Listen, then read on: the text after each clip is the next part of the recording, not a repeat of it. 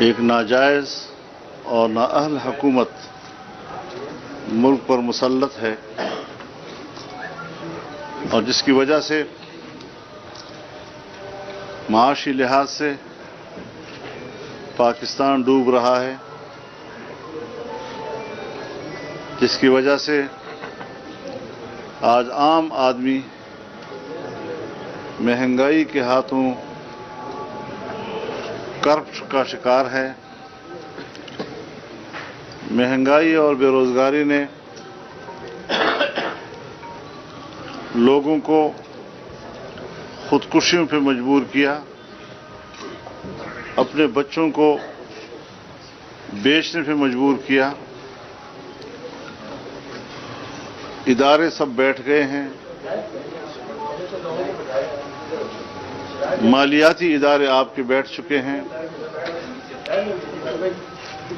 اور خود ان کا اعتراف ہے کہ اگلے 2-3 سالوں میں بھی اس صورتحال کے بہتر ہونے کے امکانات نہیں ہیں۔ بین الاقوامی مالیاتی اداروں کا بھی ہم پر دباؤ ہے۔ ظاہر ہے ایسی صورتحال میں اگر اپوزیشن کی بڑی جماعتیں بھی عوام کو مایوس کرتی ہیں تو ہم سمجھتے ہیں کہ ایسے وقت میں ہماری ذمہ داری بڑھ جائے اور ہم عام آدمی کو نہ تو تنہا چھوڑنا چاہتے ہیں اور نہ ہی انہیں مایوسیوں کے اندھیروں کی طرف دھکیلنا چاہتے ہیں۔ آج جمعیت علماء اسلام صوبہ پنجاب کا اجلاس ہے،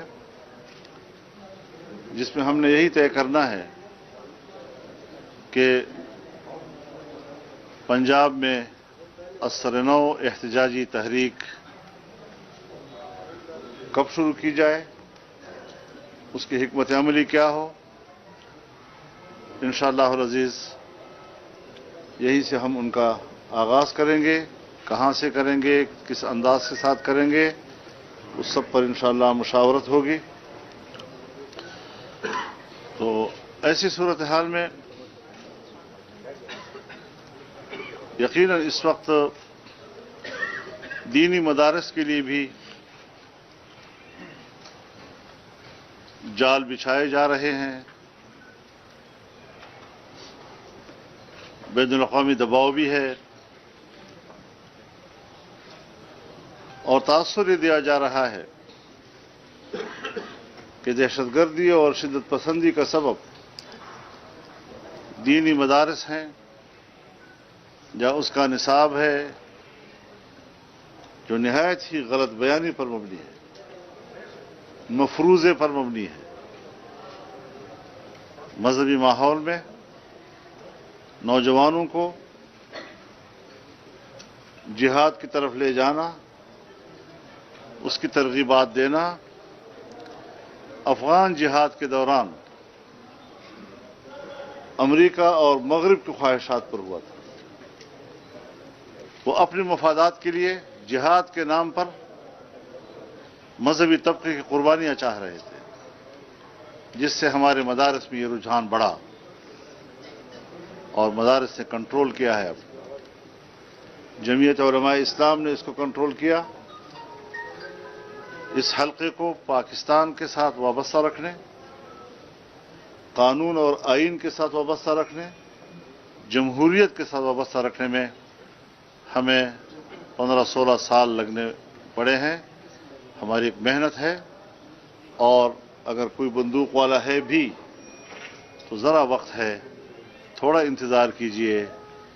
یہ بھی تاریخ آپ کو واضح طور پر بتا دے گی کہ پاکستان میں طالبانائزیشن، نوجوانوں کو اسلحے کی طرف رغبت دینا، اس کے پیچھے مدرسہ تھا یا اس کے پیچھے ہماری اسٹیبلشمنٹ تھی۔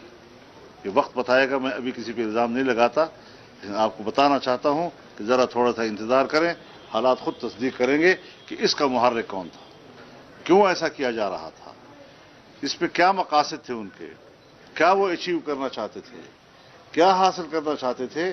یہ سب کچھ آنے والے حالات میں چمکتے ہوئے روشن پانی کی طرح واضح ہو جائے گا۔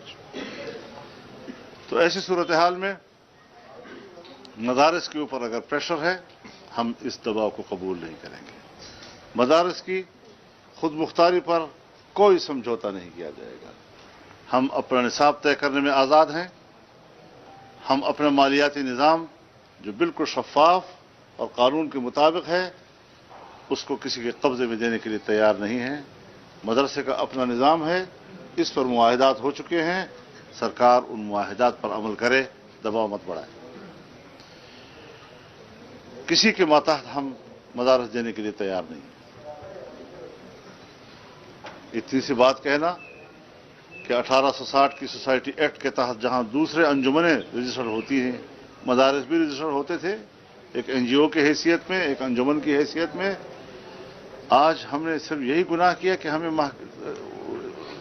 سوسائٹی ایکٹ سے انڈسٹریز کے تحت رجسٹریشن کرانے میں تعلیم کے ساتھ وابستہ کیا جائے, جس کا مفہوم انہوں نے یہ لیا کہ اب مدارس محکمہ تعلیم کے ماتحت ہوں گے.